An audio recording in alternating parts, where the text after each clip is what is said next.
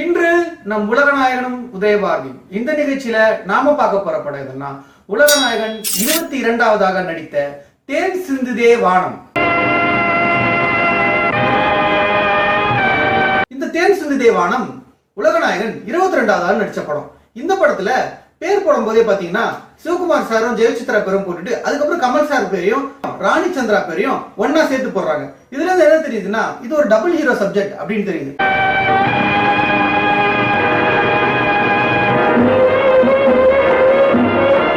ஆனா இதுல சிவகுமார் சாரோட கமல் சாருக்கு சீன் பிரசன்ஸ் கொஞ்சம் கம்மியா இருக்கிறதுனால உலகநாயகன் செகண்ட் ஹீரோ அப்படின்னு கருதப்படுறாரு. உங்க அப்பா என்னன்னு சண்டை போடுறாரு? அறிவு கெட்டவனே, அயோக்கிய ராஸ்கல், நன்றி கெட்டவனே. உங்க மாமா மட்டும் பணம் தரலைனா நீ படிச்சுதான் இருக்க முடியுமா இல்ல துணிக்கடை வச்சு கிழிச்சுதான் இருக்க? இந்த தேன் சிந்துதே வானம் படம் ஏப்ரல் மாசம் 11ஆம் தேதி 1975 ஆண்டு ரிலீஸ் ஆயிருக்கு. சுந்தரன் என்டர்பிரைசஸ் மூலமா விசி கணேசன் தயாரிச்சிருக்காரு.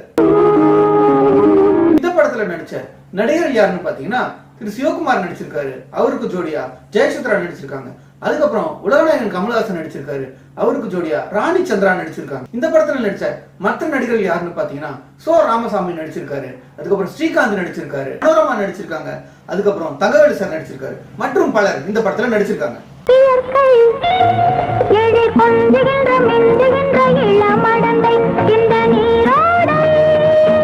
தேன் சிந்துதே வானம் படத்தோட கதையை பத்தி பார்த்தோம்னா ஜெயசித்ரா ஃபாரின்ல இருந்து வராங்க, அவங்க அப்பா தங்கவேலு ரெண்டு பேரும் சிங்கப்பூர்ல இருந்து வராங்க. அவங்க சிங்கப்பூர்ல இருந்து அவங்கள வர வைக்கிறாங்க. யார் வர வைக்கிறாங்க அப்படின்னு பாத்தீங்கன்னா சோ ஃபேமிலி வர வைக்கிறாங்க. வர வச்சு அவர் சொத்தை எல்லாம் ஆட்டைய போடலாம் அப்படின்னு பிளான் பண்றாங்க. சோவை எப்படியாவது நம்ம ஜெயசித்ராக்கு கல்யாணம் பண்ணி வச்சுட்டா மொத்த சொத்தை நமக்கு வந்துரும்னு பிளான் பண்ணி அவங்க ஒரு மாஸ்டர் பிளான் போட்டு அவரை கரெக்ட் பண்ண ட்ரை பண்றாங்க.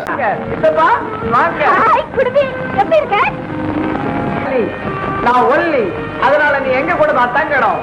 சுமாரா லலே, நீ எங்க கூட தான் தங்கணும். ஆனா இதுல என்ன ட்விஸ்ட்னு பாத்தீங்கன்னா சோ ராமசாமி மனோரமாவை லவ் பண்றாங்க.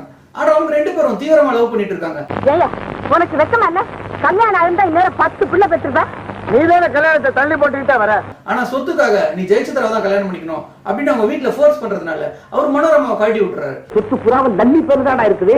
அந்த நள்ளியோட எப்படியாவது பேசி பழகி அவளை காதல் பண்ணி கல்யாணம் பண்ணிக்கோ. அதுக்கப்புறம் மனோரமா மேடம் அவர் எப்படியாவது கரெக்ட் பண்ணணும்னு டிராமா எல்லாம் போட்டு அது ஒரு ட்ராக் போயிட்டு இருக்கு. சோ இப்படி போயிட்டு இருந்த கதையில சிவகுமார் வராரு. சிவகுமார் தனியா வருவாருன்னு பார்த்தா அதான் இல்ல, சிவகுமாரும் கமல் சாரும் ஒன்னா இன்ட்ரோடியூஸ் ஆகுறாங்க.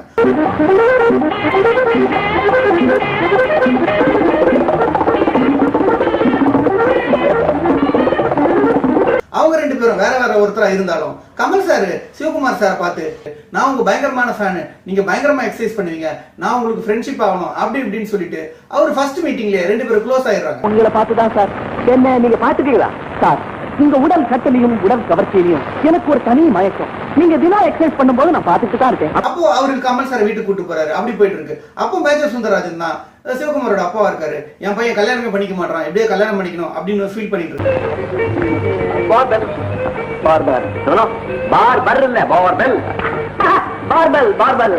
நீங்க கரெக்டா சொல்லிட்டீங்க, நான் மறந்து போயிட்டேன். தாத்தா என்ன ஆச்சரியமா இருக்குது. என்ன கமல் சாருக்கு ஆல்ரெடி ஒரு லவர் இருக்காங்க, அவங்க தான் ராணி சந்திரா. இவங்க ரெண்டு பேரும் சேர்ந்து சிவகுமாரை எப்படியாவது ஜெயசித்ரா மேடம்க்கு சேர்த்து வைக்கணும் அப்படின்ட்டு போராடுறாங்க.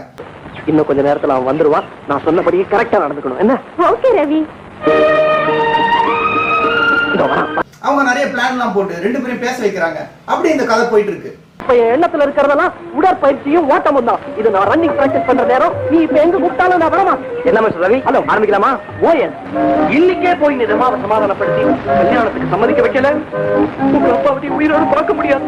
சிவகுமாரையும் ஜெயசித்ராவும் சேர்க்கறதுக்கு நிறைய பேர் பாடுபடுறாங்க. அதுல முக்கியமா பாத்தீங்களா கமல் சாரும் ராணி சந்திராவும் நிறைய பிளான் போடுறாங்க, சேர்த்து வைக்கிறாங்க. இவங்க 4 பேர், அதாவது டபுள் பேர், இவங்க 4 பேரும் சேர்ந்து அங்க சுத்துற மாதிரி சில சீன்ஸ் எல்லாம் இருக்கு. உடம்பு வீக்கா போனா கணவன் மனைவி சந்தோஷ வீக், கணவன் மனைவி சந்தோஷ வீக்கானா பிறக்க போற குழந்தைகள் வீக், பிறக்க போற குழந்தைகள் வீக்கானா பாரத நாடே வீக். அது பாக்குறதுக்கு நல்லாவும் இருக்கு, சில சீன்ஸ்லாம் ரொம்ப காமெடியா இருக்கு.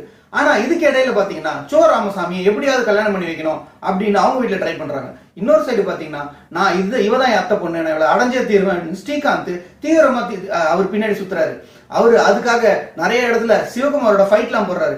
அதுல சில ஃபைட் எல்லாம் ரொம்பவே காமெடியா இருக்கு.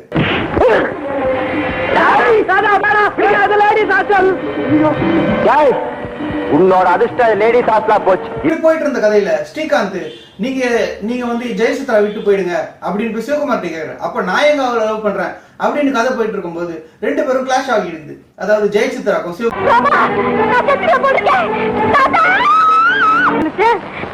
ஆமா, இவ்வளவு பெரிய வெயிட் உங்களை யார் தூக்க சொன்னது? புறப்பட்டு வரேன்னு சொன்னல, அதுக்குள்ள என்ன அவசரம்? நான் உங்களுக்கு போன் பண்ணேன். நீ என்ன லவ் பண்றேன்னு அவங்க கிட்ட சொன்னியாமே அப்படின்னு சொல்லிட்டு இவங்களுக்குள்ள ஆர்குமெண்ட் வருது. அப்ப ரெண்டு பேரும் ஆமா அப்படிதான் சொல்லுவேன், என்ன பண்ணுவீங்கன்ட்டு ரெண்டு பேருமே ஆர்குமெண்டா போயிட்டு இருக்கு. அப்போ ஒரு சிச்சுவேஷன்ல ஜெயசித்ராக்கு சிவகுமார் மேல லவ் வந்துருது. இதுக்கு பேருதான் இனம் புரியாத ஆசை. இப்ப உங்க முன்னாடி I love you, I love you, I love you, I love you. ஆனா சிவகுமாருக்கு லவ்வே வர மாட்டேங்குது. எனக்கு கல்யாணமே வேணாம், நான் கடைசி வரைக்கும் இப்படியே இருந்துடுறேன், எனக்கு எக்ஸசைஸ் போதும், என்னோட பாடி பில்டிங் போதும் அப்படின்னு சொல்லிட்டு இருக்காரு. ஆனா கொஞ்சம் கொஞ்சமா ஜெயசித்ரா வந்து அவரை மயக்கிறதுக்கு இவங்க ஆம்பளை கிட்ட போட்டு கமல் சார் மூலமா உள்ள வராங்க. எல்லாம் பெர்ஃபெக்ட்டா இருக்குல்ல? எல்லாம் பெர்ஃபெக்ட்டா இருக்கு. உன் தாத்தாவால கூட இப்போ ஒன்னு அடையாளம் கண்டுபிடிக்க முடியாது. Best of luck. Thank you. ஜாக்கிரதையாரு. I will marriage. இதுக்கு இடையில கமல் சாரோட ட்ராக் தனியா போயிட்டு இருக்கு. அதாவது ராணி சந்திரா அவர் மீட் பண்றாரு. பூந்து விளையாடாதீங்கன்னு சொல்ல போற, அப்படிதானே? ஆமா, எல்லாம் தொட்டும் தொடாம பட்டும் படாம நடந்துக்கணும். நாம தொட்டும் தொடாமலும் பட்டும் படாமலும் ஆடிக்கிட்டு இருந்தோம்னா ராஜாவையும் லல்லியும் எப்படி உணர்ச்சி வசப்பட வைக்கிறது? ஜெயசித்ராவையும் சிவகுமாரையும் சேர்க்கறதுக்கு நிறைய பிளான் பண்றாரு, ஹெல்ப்பும் பண்றாரு. அதாவது அவங்கள வந்து ஆம்பளை கிட்ட மாத்தி கூட்டு வந்து சிவகுமாருக்கு இன்ட்ரோடியூஸ் பண்றதே வந்து கமல் சார் தான். நேத்து தான் சிங்கப்பூர்ல இருந்து வந்திருக்கான். என்ன அப்படி பாக்குறீங்க? அம்பி நல்ல ஸ்மார்ட்டா ஹெல்த்தியா ஜம்மு இருக்கானே. ஜெயசித்ராவும் சிவகுமாரையும் சேர்க்கறதுக்கு கமல் சார் போராடுற மாதிரி தான் அவருடைய கேரக்டர் இருக்கு. அவரோட கேரக்டர் ரொம்ப நல்லா இருக்கு, பாக்குறதுக்கு ரொம்ப கியூட்டா இருக்காரு. அவருக்கு ஒரு சாங்கும் கொடுத்திருக்காங்க, அந்த சாங்கும் நல்லா இருக்கு. ஒரு பாதி நெஞ்சம் சொல்ல உயிர் காதல் கவிதை ஒன்று உருவாகுமோ. இப்படி போயிட்டு இருந்த இந்த கதையில ஜெயசித்ரா சிவகுமார் எப்படியாவது அட்ராக்ட் பண்ணணும்னு ஆம்பளை வேஷம் போட்டு வந்து அவர் கிட்டத்தட்ட ஒரு 20 மினிட்ஸ்க்கு மேல அந்த சீன்ஸ்லாம் தான் வருது. எனக்கு ஒரு மாதிரியா இருக்கு. ஒரு மாதிரினா அது வந்து சார் கடப்ப கல்லு கிள்ற மாதிரி இருக்கு. சரி சரி, சட்டையை காட்டு. கதை அப்படிதான் மூவ் ஆகுது. அந்த சீன்ஸ் எல்லாமே பாக்குறதுக்கு ரொம்ப காமெடியாவும் ரொம்ப ஃபன்னியாவும் இருக்கு. எல்லாம் முடியும். அதுல வந்து இப்படி கையை பிடிச்சிக்கிட்டு சண்டை போடுற மாதிரி ஒரு சீன் வருது. அது வந்து சொல்லத்தான் நினைக்கிற ஞாபகம் நமக்கு வருது. அந்த சீன்ஸ் எல்லாமும் பாக்குறதுக்கு நல்லா இருக்கு.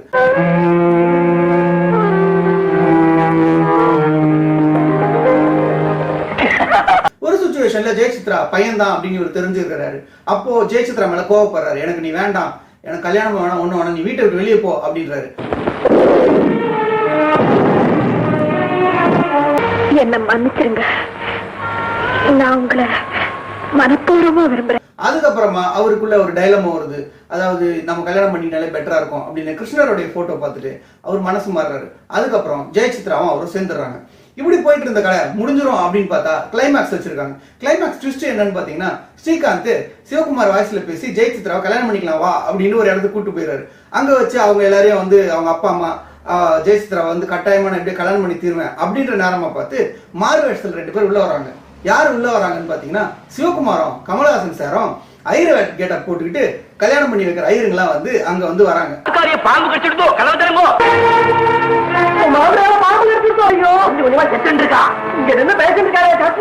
அந்த சீன்ஸ் ரொம்ப பார்க்க காமெடியா இருந்துச்சு.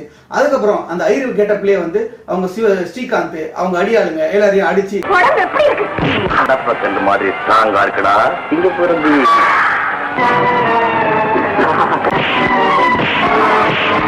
அதுக்கப்புறம் ஃபைனலா வந்து கல்யாணம் பண்ணிக்கிறாங்க. மிஸ்டர் பிள்ளை, you are a பிள்ளை, I am a பிள்ளை, your daddy is a பிள்ளை, my tata is a பிள்ளை.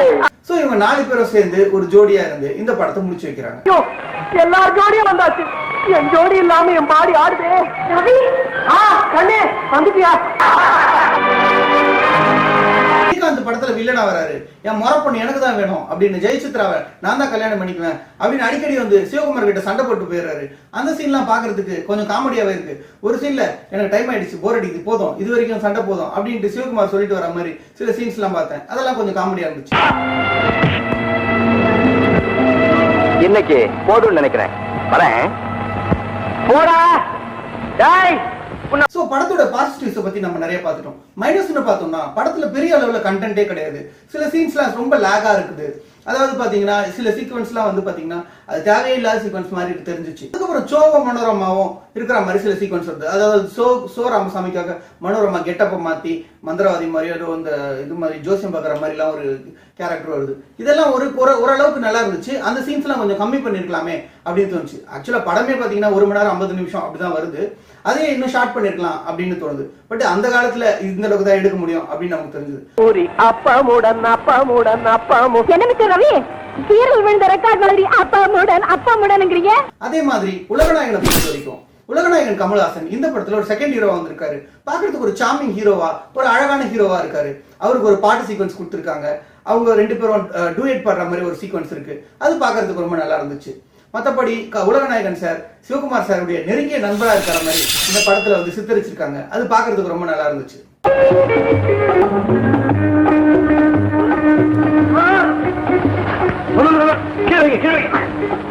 இந்த படத்தோட லவ் கெமிஸ்ட்ரியை பத்தி பார்த்தோம்னா ஜெயசித்ராக்கும் சிவகுமாருக்கும் வர சீன்ஸ்லாம் ரொம்ப நல்ல காமெடியா இருந்துச்சு. அவங்க வந்து ஜெயசித்ரா மேடம் ஆம்பளை வேஷம் போட்டுட்டு அவர் வீட்டுல வரும்போது அவர் எக்ஸசைஸ் சொல்லி கொடுக்குற சீன்ஸ், சட்டையை கட்டு வா எக்ஸசைஸ் பண்ணலாம் அப்படின்னு சொல்ற சீனா இருக்கட்டும்.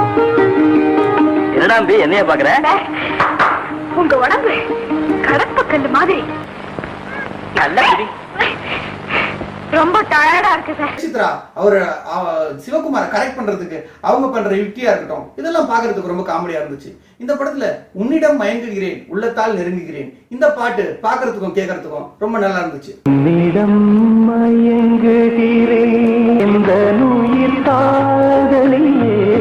ஓவராலா இந்த படம் எப்படி இருந்துச்சு அப்படின்னு பார்த்தோம்னா ஒரு காமெடியான ஒரு லவ் ஸ்டோரி பார்க்கலாம் அப்படின்னு நினைச்சோம்னா இந்த படத்தை நம்ம பார்க்கலாம். கிட்டத்தட்ட 1.25 மணி நேரம் தான் வருது. கமல் சாரோட ஸ்கிரீன் பிரசன்ஸும் கொஞ்சம் காமெடியாவும் நல்லாவும் இருக்கு. ஹலோ, நான் ரவி பேசுறேன். மிஸ்டர் ரவி, நான் ராஜா பேசுறேன். பாக்குறதுக்கு ரொம்ப அழகா இருக்காரு. சோ அதனால எப்போது டைம் பாஸ் பண்றதுக்கு இந்த படத்தை பார்க்கணும்னா இந்த தேன் சிந்து தேவானம் படத்தை நான் உங்களை ரெஃபர் பண்றேன். மிஸ்டர் ராஜா, கல்யாணம்னா அதுல எத்தனையோ ஃபார்மாலிட்டிஸ் இருக்கு. முதல்ல நம்ம லல்லியோட சொந்தக்காரங்களை மீட் பண்ணணும். இது என்ன தண்டால் பக்தியா நினைச்சப்ப எடுத்துக்கிறதுக்கு. இத்துடன் இந்த உலகநாயகனும் உதயபாரதியும் இந்த நிகழ்ச்சி உலகநாயகன் 22வது நடித்த தேன் சிந்துதே வானம் படத்தில் நிறைவடைந்து அடுத்து உலகநாயகன் 23வது நடித்த படமான மேல்நாட்டு மருமகள் திரைப்படத்தில் தொடரும். நன்றி, வணக்கம்.